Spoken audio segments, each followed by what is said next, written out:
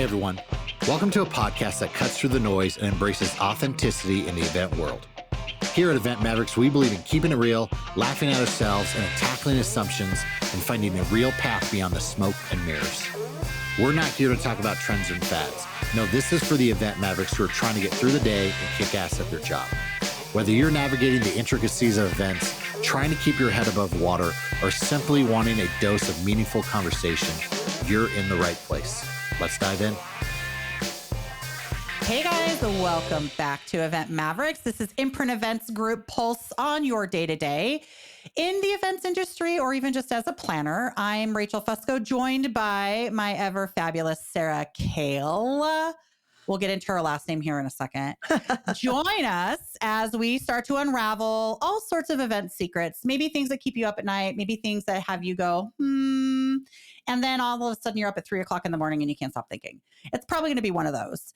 As usual, we're going to always give you 3 objections with 3 solutions as we dig into today's topic, which is all about the budget or the budget. But before I dig in, Sarah, what would you like to say? It's not really my show, it's our show.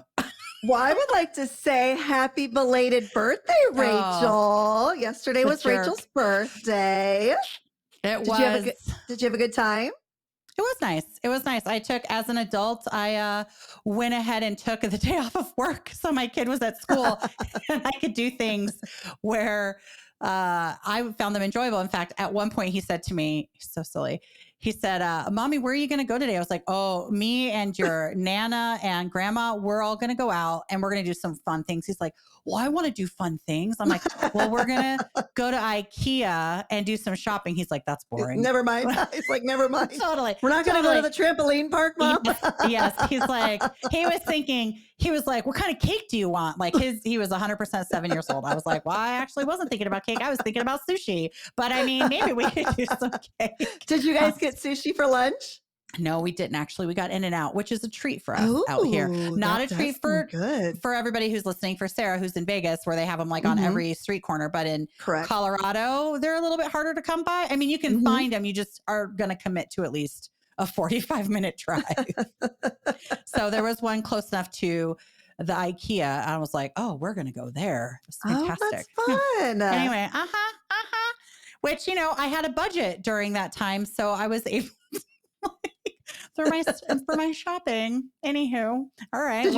Did you get anything good? No, I didn't get anything too crazy. I mean, just like little things here and there, but nothing drastic. And then I fed my side passion, which is horses. So I definitely went to a tack store. My mom and sister dropped me off. They're like, we're going to go to Target. I was like, for the time. I would never. Well, then you don't have to rush. Yeah. Yeah. Yes. And I was like, this is no fun for them. Why would I mean, even though it's quote unquote like your day, you still want the people who are with you to have a good time. Yeah, of course. And then you got to take your time.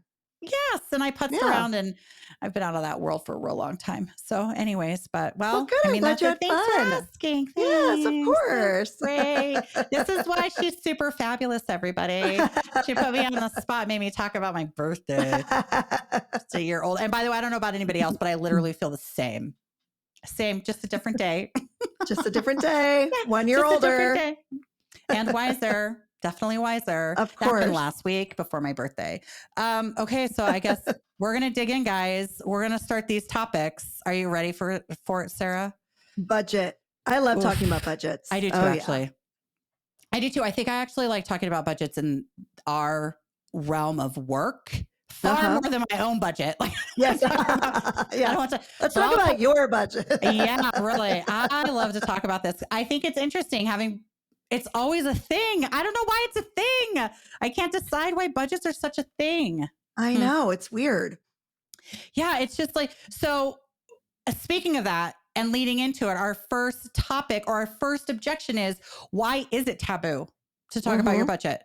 Why is it and maybe not every planner is like this. And I think it's how, I can't really decide, but why is it that it is weird or you don't want to reveal your full budget, either to the vendor you're working with, the third party you're working with? I mean, even if it's just an aspect like your food and beverage or whatever it is, why don't you want to talk about your budget? Sarah, I don't know. Do you have this, Well, and we'll we've get into talked about, this. Oh yeah. we've talked about this before. I mean, of course it's assumptions. We're assuming, right? Yeah. And Yeah, totally. we always wonder is, it's just taboo to talk about money in general. Like people, I mean, I know people in their friend groups that like, they won't even talk about their salaries, So, I Yeah. mean, it's just like, hush, hush, you don't talk about money. Yeah. But we've talked about this when you withhold that information and you don't have full transparency, your planner and your team can't advocate for you the best, right? So if we don't Right. have the full number, we can't, fight for what you want. Right. And we've talked about this too. And is there some piece of a planner? And I can see this aspect of it. If it's not that taboo part of it, is it, say your budget's 100K, in the back of my mind, I know I only want to spend 90, right? Like, Yeah. is that what it is? Like, is it just knowing that I want to have a little bit of wiggle room? Like, what is it? Like, maybe that's just all it is. Yeah, Maybe I it's don't, not anything more than that. I don't know.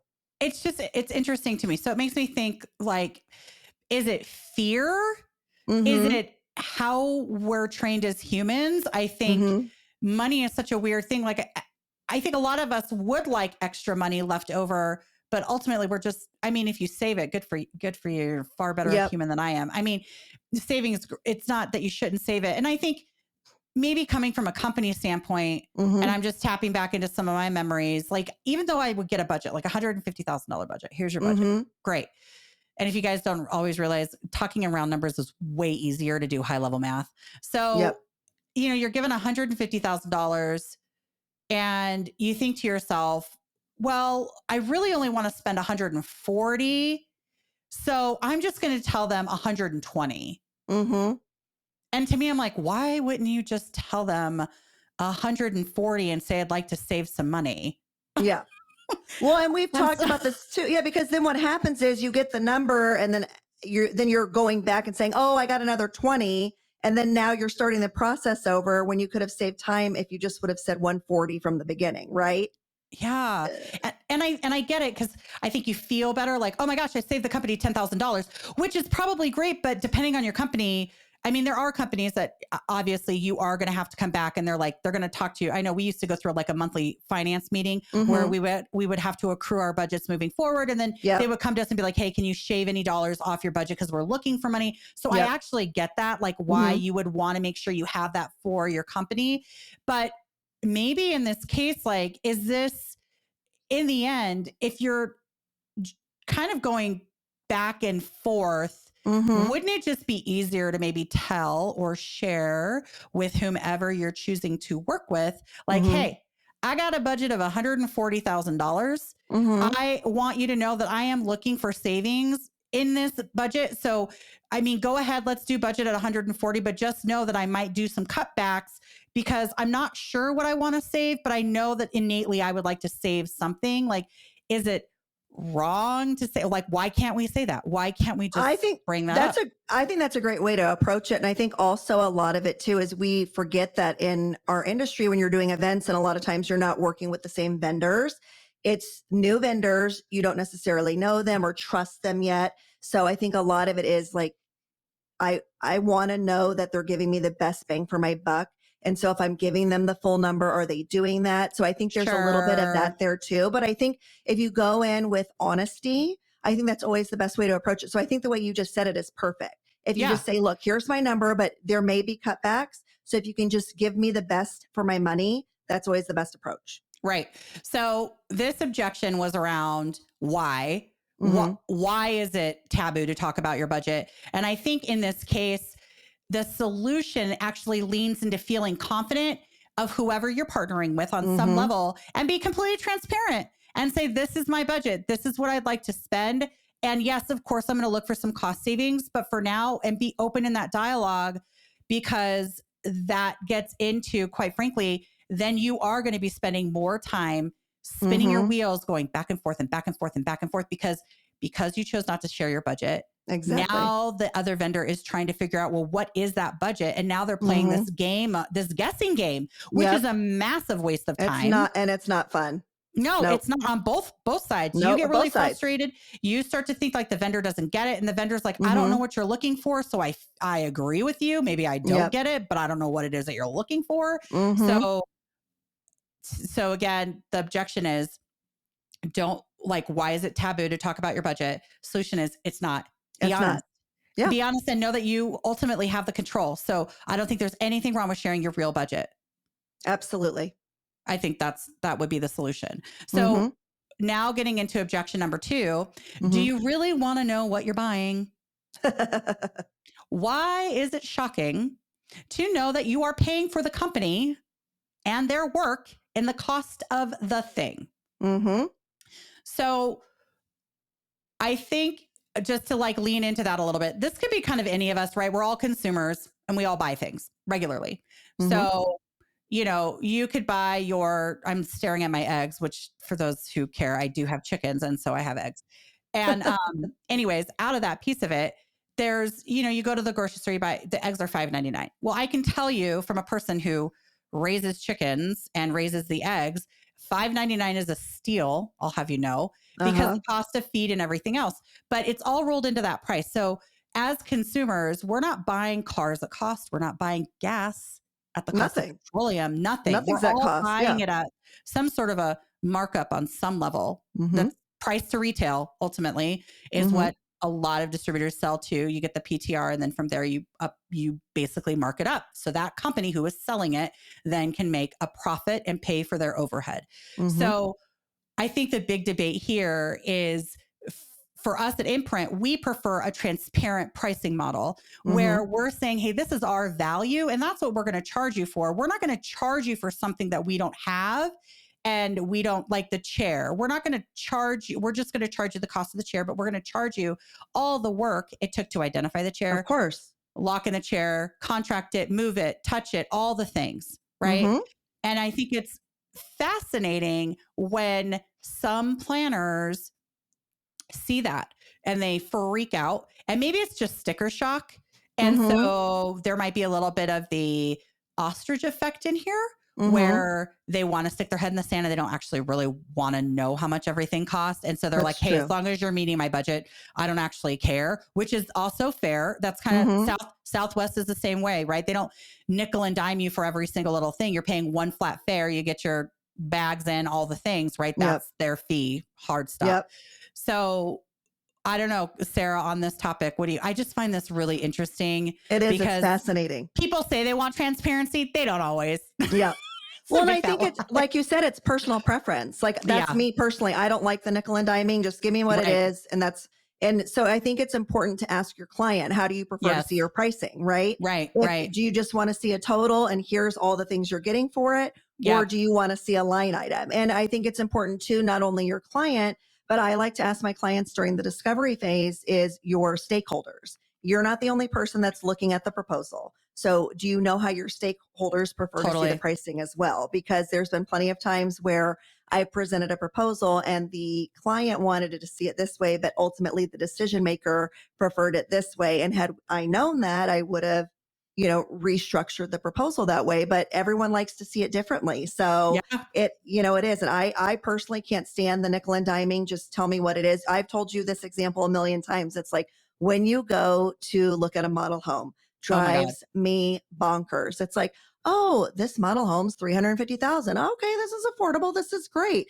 And then you're like, gosh, this is beautiful. And when you're done, you're like, this is a great price point. And then if you actually ask the salesperson, hey, with all the upgrades, how much is this home actually? Oh, yeah. Well, the upgrades are actually, there's $1 million in upgrades. So the house is actually 1.3 million. Great to know. It's like, what? So it's like, I just prefer, again, it all comes down to honesty, transparency. Tell me what you want. Tell me how you want to see it. And that's what you'll get. Yep. I just think if you can have open conversations, it's always what it's about. It's don't be afraid. So for you planners out there, and actually for any vendor out there, I think having been a planner and having now I'm on the other side, on the agency side, I have zero problem talking about budget. Oh, absolutely. As a planner, I think I was one of those that got, you would go online and you would see some of these items. You're like, why the actual F is this linen $125 when on BBJ or whatever they are, it's like half the cost. Yes. It's because the company is doing what they're supposed to be doing, which is covering their costs. Yes. But it's funny to me that when planners are like, oh my gosh, I didn't realize. And I'm like, so I think it's good to just better understand out there for anybody who's listening, for planners, like you guys are going to, if you don't want to see a management fee, Yes. if you don't want to see that, if you don't want to see how hard the company is either working for you or whatever you're doing, and you would rather have those costs rolled into the thing, which is absolutely fine. Do not be shocked if they are marking things up by 50%. Yes. Or 30%. It's either a markup or it's a fee. It's somewhere, because you have to cover the overhead. You have to cover the people, the labor, everything. So, right. And I think in this case too, so mainly one of this, so in this piece here, I think being on for us at Imprint, I think we like to help our clients with in that weird, and it is a weird conversation. I think people are shocked, and then I'm like, I don't know why you're shocked. You didn't buy your car at cost. Like if you just bring it down to a consumer standpoint, I think it's a little bit easier. But I think then to your point, Sarah, where people start to lean into is like, well, that is not as much bang for my buck as I thought it would be. Yep. And that can be fair in a lot. That's totally fair. But I think that's where it comes into your supplier, your vendor, your agency, whoever is that's supporting you through your budget management of the thing, that they're able to outline. That's personally why I would rather see the cost of the thing, because then as you go on, you're able to actually prioritize, well, where am I spending my most money? And the truth is, a lot of times you are going to be paying the majority of your budget could potentially be to the partner because they're doing a heavy lift. So I think on all the things as it relates to like this particular topic, like don't be surprised if you see a markup, or if they talk about a markup. Of course they're marking it up. Everybody does. Yeah, you have to. Yeah, it's a business. It is a business. Yeah. It is 100% a business. And so for the objection, right, it's like, do you really want to know what you're buying? I think the truth is like, just be aware, know what you're buying, know that you're buying the company in addition to the thing. They are a package deal, unless you want to do it on your own, which you're totally capable of doing. You're buying the company with the thing. And so as long as you know that from a solution standpoint, the best thing to do would be then to outline your priority on how you want to see your spend. And then Sarah, a lot of great points that you brought up too. How does the final decision maker want to see the spend? Maybe it'll freak them out if they're like, who's this company that they're charging management for? Isn't that your job? Fair. You know what? In fairness, roll it all in, but at least you know. Yep. Exactly. And at least you can then justify any cost to your budget because you know exactly what you're getting. So that would be the solution to that objection. And then rolling into that too, that was kind of rolls into a little bit of like, how can you spend your budget better? And that's a little bit of like, we started to touch on in an objection 2. And so this objection 3 is like, how can I spend my budget better? And obviously that's subjective. But then ultimately, I think what's going to happen is you're going to, through this, like, how can I spend my budget better? That you're going to have to identify the priorities in that piece, right? It's going to be a conversation with your partner and really lean into how do I, because a lot of times I think depending on your persona, people will come in and be like, oh my gosh, I have to see it like this, or I have to see it like that. And then they're like, but I don't have enough money to do that. That's okay. Let's take a step back and help you identify your priority, because it actually might not be what you think it is. Exactly. Exactly. And your impact might be better represented over here as an opportunity for impact versus what you think it should be. I always find that conversation sort of interesting. Like even when just recently, somebody told us like, oh, I want to do flowers. I'm like, oh my God, I literally hate spending money. We just talked about this. I love flowers. I know. Sarah's like, oh my gosh, but I love flowers. I'm like, oh, what are we doing flowers? They're so expensive. And then ultimately, you want to recycle them or plant them or do whatever, right? As like just to be like green. But to me, I'm like, who's your audience? They don't care. Where's your... Well, it depends on the goal of the event. I'm sorry. Okay. Yeah. So even for me, my own personal preferences. But we talk about this. It always, you have to, it's so easy at events to get into like the pretty stuff, right? But we talk about this all the time. You have to stop and say, why are we having this event? What is it for? And Rachel's very good at this. She knows I talk about this all the time. She's good at getting into the nitty gritty, the questions, the why. She always says the why. I always make fun of her for any of you out there that watch True Detective Night Country. I call her Jodie Foster because you're not asking the right questions. That's not the right question, but it is. You can get lost in the wrong question. If you're not asking the right questions, because you can get very lost in the pretty aspects. If your event is really focused on a product launch or a branding, then why are we focusing on flowers when we should be focusing on the branding aspect of it? It's really easy to get lost in those things. And if you pivot, then all of a sudden, I do have the money for the things that matter. Right. And we don't even need flowers. Right. And I think it's also what you're comfortable with. Yes.